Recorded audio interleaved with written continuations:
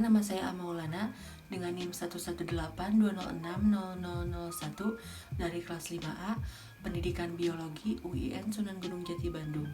Pada video kali ini saya akan melaksanakan praktikum mengenai alat indera. Nah, sebelumnya apa sih itu alat indera? Alat indera adalah alat yang ada pada tubuh manusia dan berfungsi untuk mengenal keadaan dunia luar. Alat itu adalah reseptor saraf yang sensitif. Dunia luar adalah dunia di luar tubuh manusia itu sendiri yang disebut rangsangan. Reseptor yang ada di dalam tubuh sensitif terhadap rangsangan. Ini disebut dengan indera. Indera ini mampu mengubah rangsangan menjadi impuls. Impuls merupakan sinyal listrik yang sampai ke otak untuk membawa berita sehingga orang dapat mengenal dunia luar. Iswari dan Nurhasuti tahun 2018 halaman 11. Pada praktikum kali ini akan dilakukan dua kegiatan. Kegiatan pertama yaitu indera penglihat atau mata. Kegiatan kedua yaitu indera pembau. Baik, untuk kegiatan pertama yaitu indera penglihat. Tujuan dari praktikum ini yaitu untuk mengetahui bintik buta. Alat dan bahan yang digunakan ada kertas manila 3x14 cm, penggaris, dan pulpen. Sediakan kertas manila 3x14 cm, buatlah tanda positif dan tanda titik pada kertas dengan jarak antara positif dan titik sejauh 10 cm. Peganglah kertas sejauh 50 cm di depan mata. Pusatkan pandangan mata kiri pada tanda titik dan mata kanan ditutup. Dengan mata kiri tetap berpusat pada tanda titik, dekatkan kertas perlahan-lahan hingga tanda positif hilang dan tampak kembali. Ukurlah dan catatlah ke dalam tabel pada jarak berapa tanda positif hilang dan pada jarak berapa pula tanda positif tampak kembali. Ulangi percobaan hingga 3 kali. Selanjutnya percobaan dengan mata kanan. Pusatkan pandangan mata kanan pada tanda positif dan mata kiri ditutup. Dengan mata kanan tetap berpusat pada tanda positif, dekatkan kertas perlahan-lahan hingga tanda titik hilang dan tampak kembali. Ukurlah dan catatlah ke dalam tabel pada jarak berapa tanda titik hilang dan pada jarak berapa pula tanda titik tampak kembali. Ulangi percobaan hingga 3 kali. Berikut adalah tabel hasil percobaan. Pertanyaan dan jawaban. Pertanyaan nomor 1, apa yang dapat kamu katakan tentang tanda plus dari hasil pengamatan? Jawabannya, dari hasil pengamatan, tanda plus digunakan untuk mengetahui titik atau jarak bintik buta yang dimiliki oleh setiap orang. Hal ini bisa terjadi jika bayangan dari tanda plus tersebut masuk ke daerah bintik buta. Pertanyaan nomor 2. Pada jarak tertentu, tanda plus hilang dan pada jarak tertentu yang lain tampak kembali. Apa sebabnya? Jawabannya, pada jarak tertentu tanda positif hilang karena tanda tersebut dibiaskan masuk ke dalam bintik buta, sehingga tanda tersebut hilang atau tidak terlihat. Hal ini disebabkan karena pada bintik buta tidak mempunyai sel reseptor cahaya, sehingga pada saat tanda tersebut muncul kembali karena retina sudah mampu menangkap cahaya, sehingga bayangan tampak jelas dan dapat terlihat kembali. Pertanyaan nomor 3. Adakah hubungan peristiwa tersebut dengan peristiwa buta warna? Jelaskan. Jawabannya, tidak ada hubungannya, karena buta warna adalah suatu kelainan yang disebabkan oleh ketidakmampuan sel-sel kerucut mata untuk menangkap spektrum warna tertentu. Selain itu, buta warna juga bisa terjadi akibat faktor genetis. Pertanyaan nomor 4. Orang yang berpindah dari tempat yang terang ke tempat yang gelap, tiba-tiba penglihatannya menjadi berkurang, atau pandangan menjadi gelap. Ada kesamaan dengan hilangnya tanda positif pada percobaan tadi. Jelaskan. Jawabannya, orang yang berpindah dari tempat yang terang ke dalam ruangan yang gelap, Secara tiba-tiba, penglihatannya menjadi berkurang. Hal itu terjadi karena di dalam mata terdapat sel batang yang mengandung pigmen pekat terhadap cahaya yang disebut rhodopsin, yaitu suatu senyawa antara vitamin A dan protein. Terkena sinar matahari terang, rhodopsin terurai dan terbentuk kembali dalam keadaan gelap. Dalam waktu adaptasi tersebut, mata kurang dapat melihat, sehingga ketika pindah dari tempat yang terang ke dalam ruangan yang gelap, penglihatan menjadi berkurang. Jadi hal tersebut ada hubungannya dengan bintik buta, karena pada saat penglihatan berkurang, bayangan benda dibiaskan masuk ke dalam bintik buta, sehingga mata tidak jelas untuk melihat, karena pada bintik buta tidak mempunyai sel reseptor cahaya. Pertanyaan nomor 5.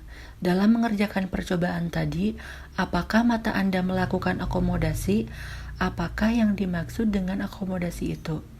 Jawabannya, iya, karena otot silindris berkontraksi sehingga lensa menebal untuk menangkap cahaya, sehingga objek yang dekat dapat difokuskan pada retina, sehingga akomodasi adalah kecembungan lensa mata yang dapat berubah-ubah, atau menebal atau menipis, yang membuat pandangan menjadi fokus. Pertanyaan nomor 6. Orang yang lanjut usia umumnya memakai kacamata. Jelaskan peranan kacamata tersebut. Jawabannya, kacamata yang dipakai berlensa rangkap, cembung dan cekung. Di bagian kacamata yang berlensa cekung digunakan untuk melihat benda yang jauh, dan di bagian lensa yang cembung digunakan untuk melihat benda yang dekat, sehingga bayangan benda dapat jatuh tepat di retina. Berdasarkan praktikum yang telah dilakukan, dapat disimpulkan bahwa bintik buta adalah daerah tempat saraf optik meninggalkan bagian dalam bola mata dan tidak mengandung sel konus dan batang, sehingga bila suatu bayangan jatuh pada bintik tersebut, maka tidak dapat terlihat bayangannya. Dan jarak bintik buta setiap manusia berbeda-beda. Selanjutnya kegiatan kedua yaitu indera pembau. Tujuan dari praktikum ini yaitu untuk menentukan kepekaan terhadap rasa.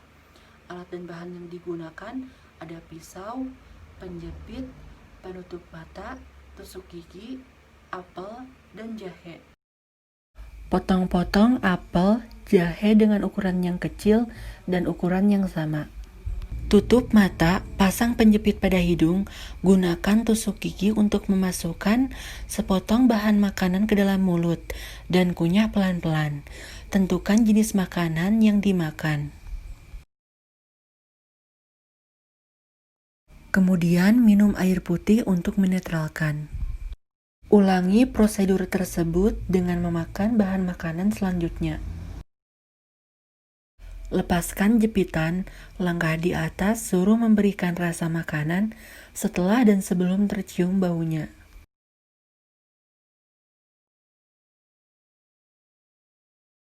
Hasil dan pembahasan. Pada percobaan mata tertutup dan hidung tertutup, kedua bahan makanan terdeteksi. Yang pertama jahe dan yang kedua apel. Namun, memerlukan beberapa detik dalam mendeteksinya. Dan pada percobaan kedua, dengan mata tertutup dan hidung tertutup, kedua bahan makanan juga terdeteksi. Yang pertama jahe dan yang kedua apel. Kedua bahan makanan tersebut dideteksi dengan sangat cepat daripada percobaan yang pertama. Pada percobaan pertama, rasa bahan makanan tidak terlalu terasa, sedangkan pada percobaan yang kedua, rasa makanan sangat terasa. Secara fungsional, antara indera pembau dan indera pengecap memiliki keterkaitan yang erat, di mana keduanya merupakan sistem penginderaan kimia.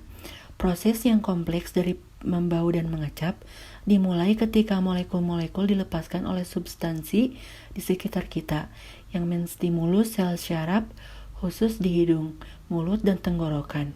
Sel-sel ini menyalurkan pesan ke otak di mana bau dan rasa khusus diidentifikasi. Bekerjanya indera pembau dan indera pengecap tergantung pada reseptor yang biasanya distimulus oleh zat kimia, selain sistem yang sama-sama diaktifkan oleh rangsangan kimia. Pengaruh bau sangat menentukan terhadap kesan pengecapan. Jika rangsang bau dihalangi dengan menutup mata dan kedua lubang hidung, maka pendeteksian bahan makanan yang berbeda akan lama, karena rasanya awalnya hampir sama. Ini dikarenakan tidak tersampaikannya rangsangan bau ke reseptor olfaktori ketika hidung tertutup. Hal lain yang menunjukkan hubungan di antara keduanya adalah bahwa indera penciuman merupakan reseptor awal sebelum indera pengecap memutuskan untuk menerima atau tidak menerima suatu makanan, sehingga dengan hidung terbuka dapat lebih peka merasakan stimulus yang diberikan. Sense berupa kimia, mekanisme kinemosensori yang lain memberikan kontribusi terhadap indera pembau dan pengecap. Dalam sistem ini, ribuan cara bebas bermuara di atas permukaan dari mata, hidung, mulut, dan tenggorokan untuk mengidentifikasi sensasi seperti sengatan amonia, dinginnya mentol, dan lain-lain.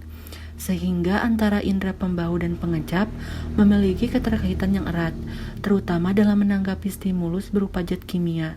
Indera pembau dapat menerima rangsangan zat kimia yang terlarut dalam udara, sedangkan indera pengecap menerima rangsangan zat kimia yang terlarut dalam air ataupun zat pelarut lainnya.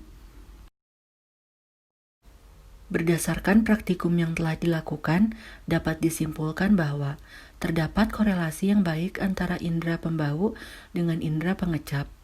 Dengan mata tertutup dan hidung terbuka, indera pengecap akan lebih peka daripada dengan mata tertutup dan hidung tertutup. Hanya itu yang dapat saya sampaikan, kurang lebihnya saya mohon maaf. Terima kasih. Wassalamualaikum warahmatullahi wabarakatuh.